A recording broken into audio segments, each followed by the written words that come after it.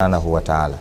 Wito wangu sisi Waislamu tusaidiane na watu wenye uwezo mmoja mmoja na wakikundi, tutoke twendeni tukatembelee kuwaona watu wanayo matatizo, wana shida zao, lakini wako nyumbani.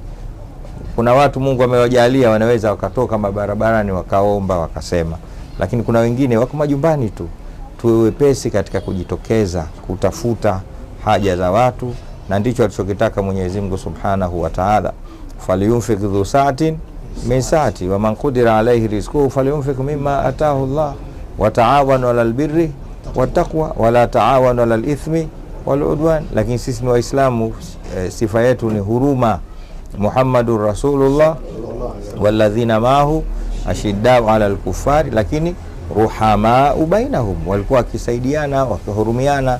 Mwisho Mtume sallallahu alaihi wasallam anasema mathalul mu'minina fi tawaddihim wa tarahumihim wa ta'atufihim kamathalil jasadil wahid idha ishtaka minhum udhun tadaa sairul jasad bil humma wa sa'ar.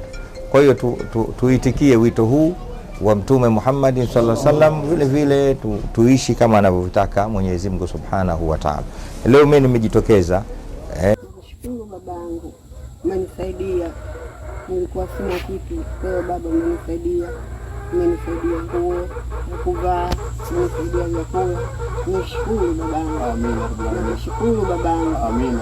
Nisaidie leo na kesho. Amina. Babangu. Amina. Waislamu wenzangu. Amina. Umenikumbuka. Amina. Mimi nashukuru. Amina. Leo na mimi naoneka mtu. Amina. Takula. Amina. Kuvaa. Amina. Babangu nakushukuru. Amina rabbil alamin. Usisahau baba. Amina.